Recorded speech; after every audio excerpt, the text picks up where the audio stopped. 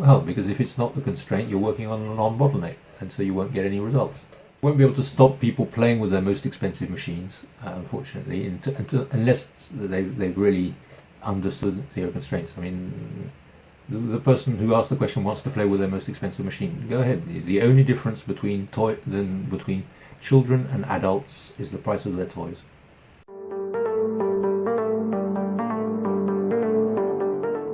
Organizational constraint, I don't understand. Theory constraints is all about focus and within and focus again and focus within focus. It's the matryoshka doll analogy, right? The constraint is in that part of my organization. It's in that department. It's that kind of capability, and so forth and so forth. You just get to smaller and smaller parts, and so what is hurting you at any one particular point is part of your organizational problems, but it's not the organization as a whole that can be the constraint, right? It's part of your organization that's hurting more than the rest, right? So you need to find what part of your organization needs the most help. But when I say I won't get into the debate about management attention and all that stuff as a constraint. Ultimately, of course, the real culprits of where the constraints are is the management, and so the ultimate people responsible for what one finds. But the theory of constraints for me is all about how to get results. So you go and find what the problem is. In the organisation, you solve that problem.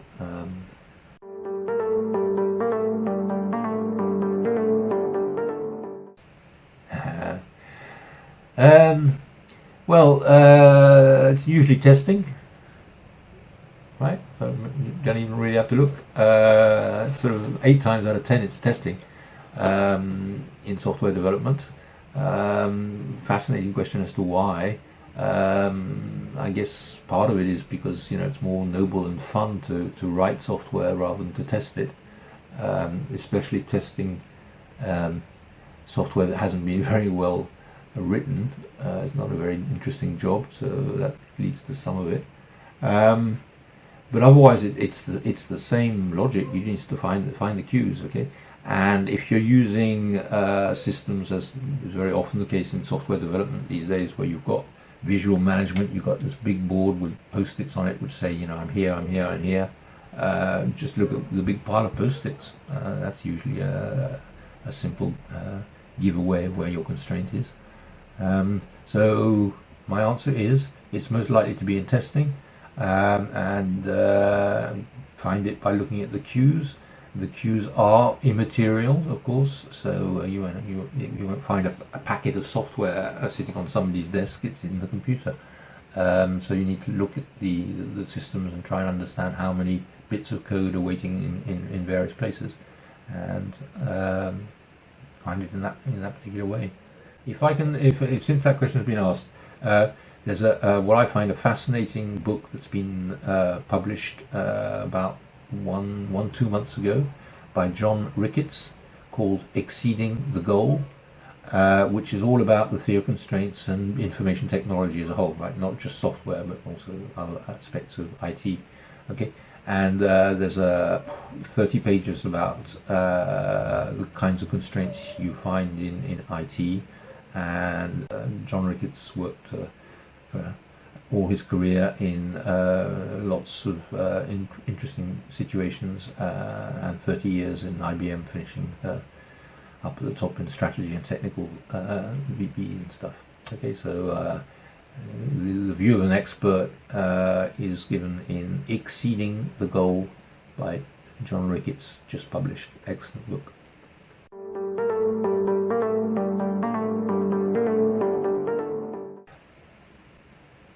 That's a good question, and it's worth at least a webinar on its own. Since I just mentioned John Ricketts' book, he discusses this, I find, a fascinating way in the portfolio of IT projects, because he points out that if you apply the theory of constraints, of course, you should be looking for the projects that will produce the most, will make the most money, produce the best throughput. and that would be the key number one of how you choose your projects. But he points out that in IT portfolios there's a lot of stuff that you have to do anyway. It's not going to make you any money, but it's you have to do it because it's legally binding. You have to do it because it's maintenance. You have to do it because you have to you have security issues and stuff. So you're spending already 70 or 80% of your energy in your project portfolio just surviving and not making money. So you don't have much energy left to do the other stuff. I'm assuming therefore that we're looking at the other stuff, and it depends what kind of portfolio we're talking about. Let me imagine we're in new product development, and notwithstanding any particular strategical influence, right? We want to develop more that kind of business than that kind of business.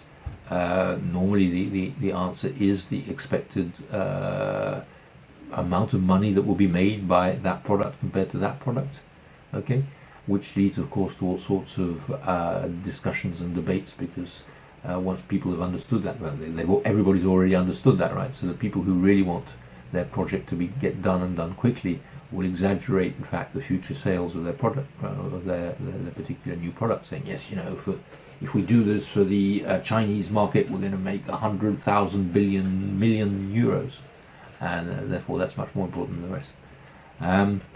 So there's that, but of course, you know, if we're just staying in the new product development arena, there's stuff that has to be done for security reasons, right?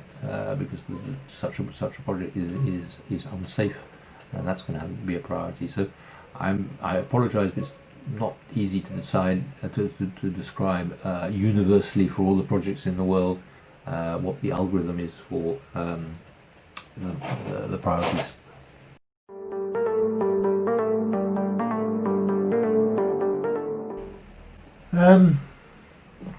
It's quite simple, really. Critical chain is a tool that allows you to plan and execute like nothing else. Okay, as a consequence, it goes faster and all that sort of stuff, and people, top management love it because they make more money. Middle management love it because they have visibility. People doing the projects like it because the working environment, the priorities are more stable and stuff. Okay. So what happens is that actually executing projects doesn't take up as much management attention as it did. In fact, it only uses about 10% of the management attention that it used to. Previously, before critical chain, everybody from the boss down was screaming around, panicking in firefighter mode, trying to get the projects finished not too late, right? And that exhausted them, that used up their days and stuff, right? And that didn't leave them enough time to do the more noble stuff, the stuff that in fact they were paid for, such as risk management. Okay, so what critical chain allows is that because the project factory is running without requiring hardly any time from the middle and top management, those people can at last start doing risk management properly. Because for me, it's the world becoming unstable, therefore the risks are more significant, and therefore you should be spending more time on risk management, right? And unfortunately, because the pressure from execution and poor performance is increasing, people are spending less and less time doing risk management, right? Just like training, right? They don't have enough time to train people anymore and that sort of stuff, or developing new technologies and stuff. There are a lot of victims to the madness of today's way of traditionally executing projects. But the critical chain, it just allows things like looking ahead and risk management to be done properly. It is also a beautiful simulation tool, a what-if tool. It's if you're using the software assisted critical chain and you have this idea that this or that could happen, it's easy enough to plug it into the system and see, you know, if this happens, what happens to my portfolio and what's the impact between that project and that project. You know, if this prototype explodes now, there's a 10% probability, but it means that we will have to change technology if that happens. What's the impact on the rest of the portfolio? So the simulation capabilities of critical chain allow you to also better assess the risks. Okay? I repeat, critical chain doesn't directly as such answer risk management, but it enables it. It enables it by the mindset, leaving more time for people to do it properly, and then it enables it, technically speaking, but that's also true of traditional management, where you can model risks into the tasks. I'll just give you a simple example. In the maintenance of aeroplanes, right? Let's take an old airplane, something that's been flying around for 20 years. Okay, the findings, let's just say the rust and all sorts of other stuff in that airplane are going to be fairly significant. Okay, and you can guess where they're going to be. It's going to be in the wings. It's going to be in this, whatever, based on your previous experience. Okay, so in terms of risk management, you can say, I think I'm going to have some rust findings in that part of the plane, and it's going to cost me so many hours of work, right? So you expect to be consuming resources here, there, and there to absorb risks of rust in this case. Okay, so there are several levels at which critical chain deals with risk. The most significant and beautiful one, as far as I'm concerned, is at last people have the time to think about risks and manage risks properly, because they're spending less time just running around trying to get the project finished.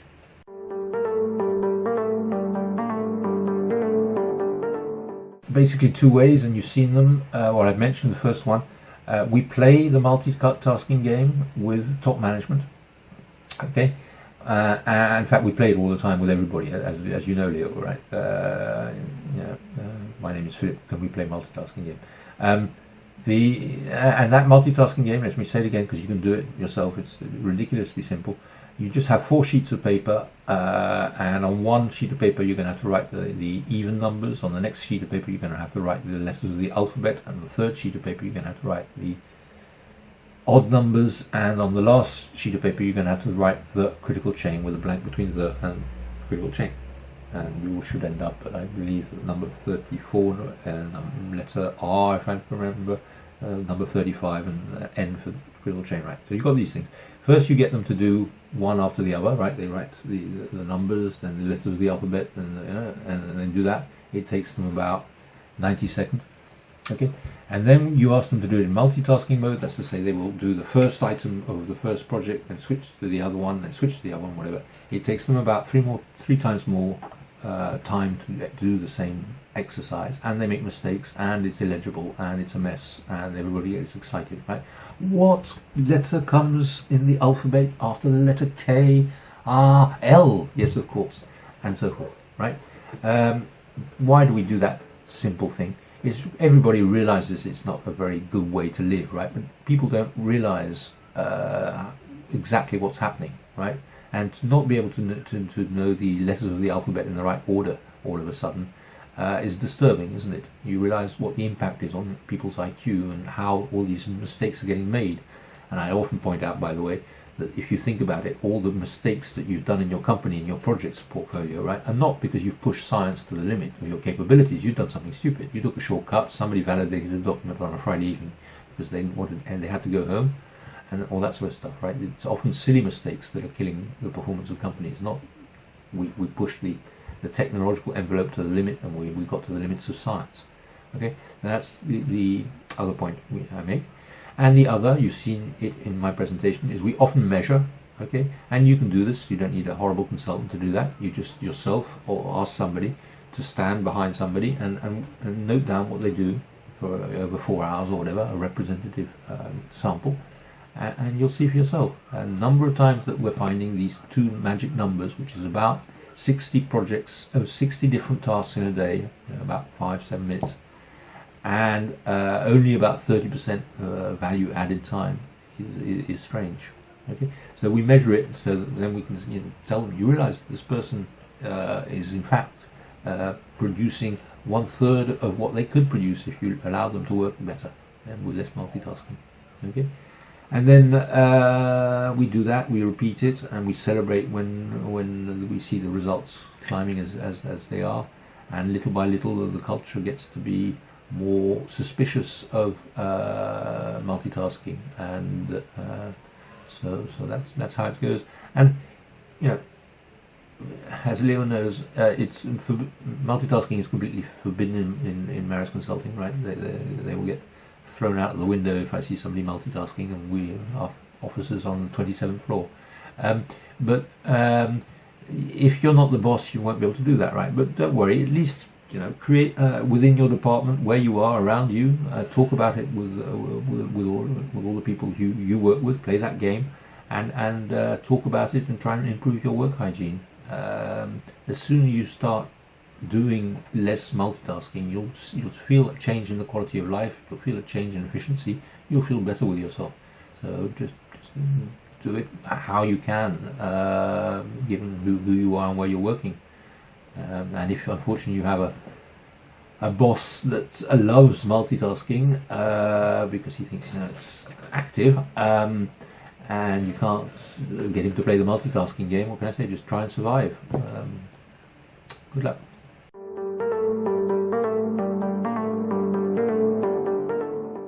Yeah, it's the first step. It's the first thing you do.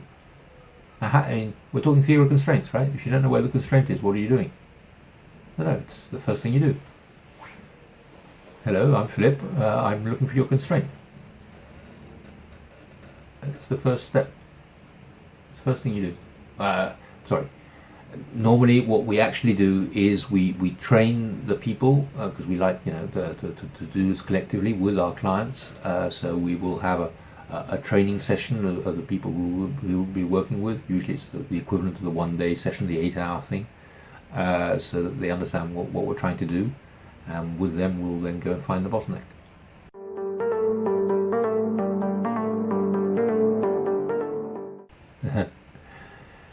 Yeah, what I said about 2 dimensions of constraints, by the way, in the project environment, right? The constraint of each individual project and the capacity constraint of the whole portfolio.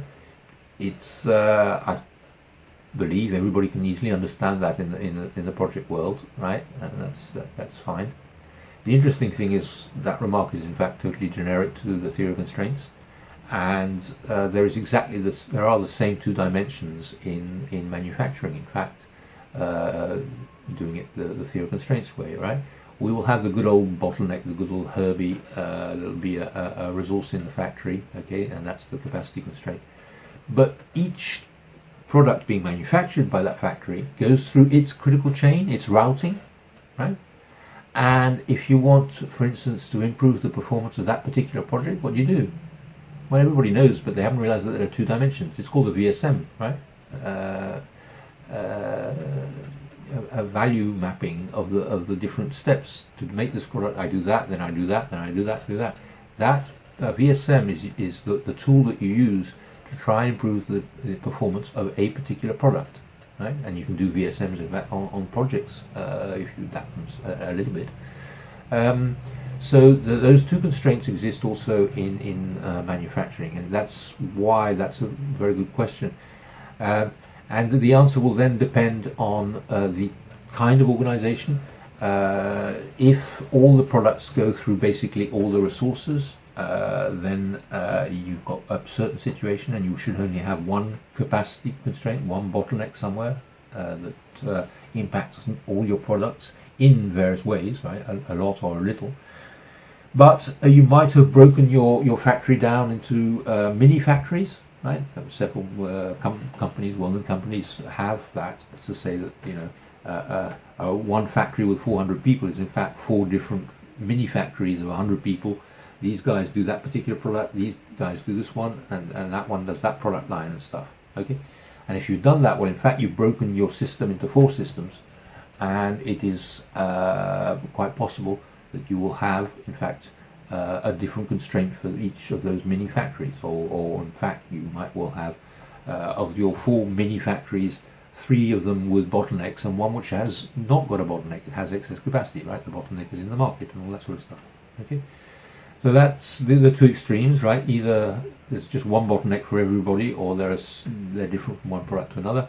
And sometimes you get a bit of a mess between the 2 because you could have some transverse things.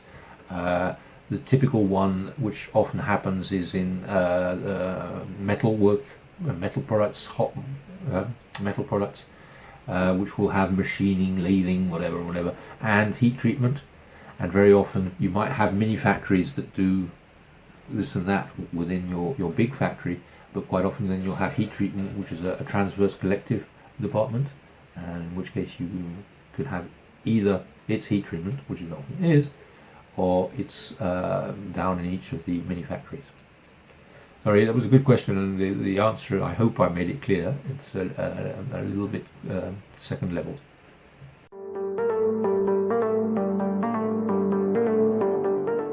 100%, if I understand the question correctly. The fascinating thing, as Gert said, today we talked about the 5 focusing steps, not much about critical chain, right? Critical chain, this other thing, is fascinating in itself, and for a number of reasons. One of them is exactly this: data and estimates of how much time something takes. Okay, I had another discussion just this morning on that.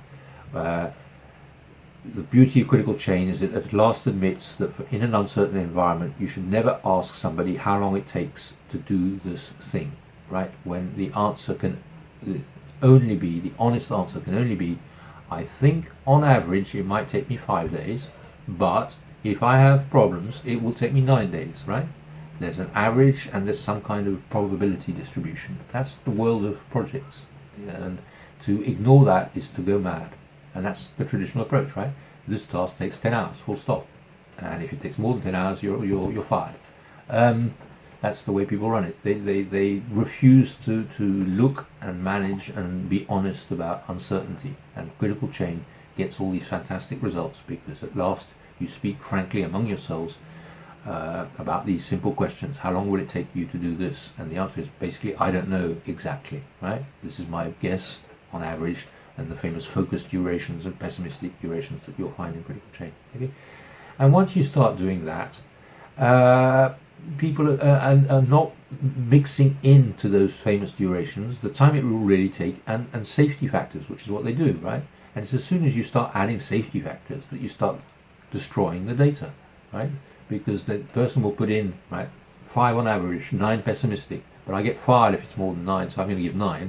He's giving 9 as the time instead of 5. The data is sort of completely wrong. So that's the initial situation, and it just gets worse year by year in companies. And nearly everybody I see, it's strange. They have, they have sophisticated now project management software. I mean, I don't know if it manages projects, but anyway, sophisticated software that they sell to in the project arena, right? It doesn't actually manage anything. And when they press the button on, what's the workload, it says basically, from my personal experience, that the workload is somewhere between 200 and 700%. If they've had the system for, let's say, 3-5 years, right? Just the time for people to go mad, right? And so that's when they call us up and say, critical chain is a finite capacity scheduling system for projects, and we need you because we know that the data is wrong. So we have this is a true story from a good company. We have on average 400% load in our system, okay, and the management rule we have is anything above 300% load we look into in more detail and try and understand what's going on, right? Above 300% because the data is so bad.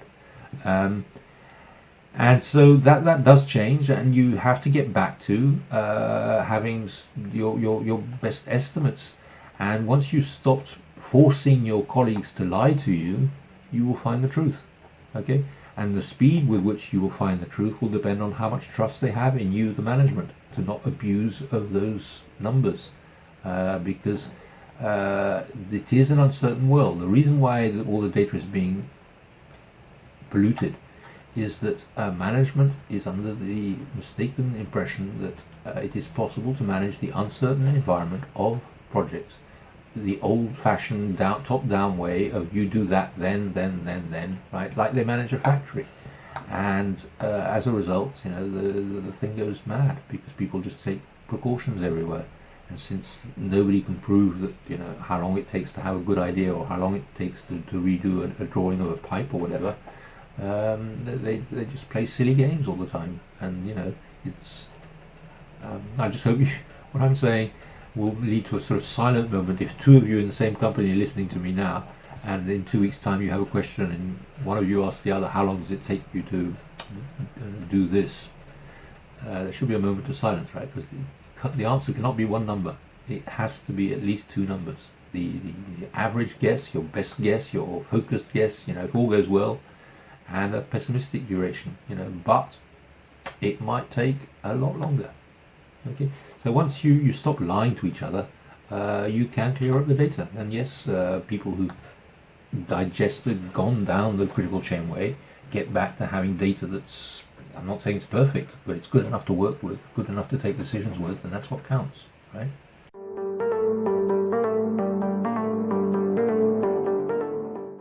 I'm lazy. Life is too short to convince people to use critical chain, so I don't. I let people phone me when they want to implement critical chain. So I've never tried to convince anybody to do critical chain. They first get seduced by the simple ideas of critical chain, and when they're ready, they phone us. I leave the fighting windmills to my competitors. So that would be my concluding words. Thank you for participating. I hope you found it interesting. As I say, normally tomorrow morning you're going to double the performance of your organization, right, or triple it. I hope. I can't think of any possible good excuse for why you shouldn't do that. So have fun doing that, and maybe see you in another webinar soon. Thank you very much for your time. Bye bye.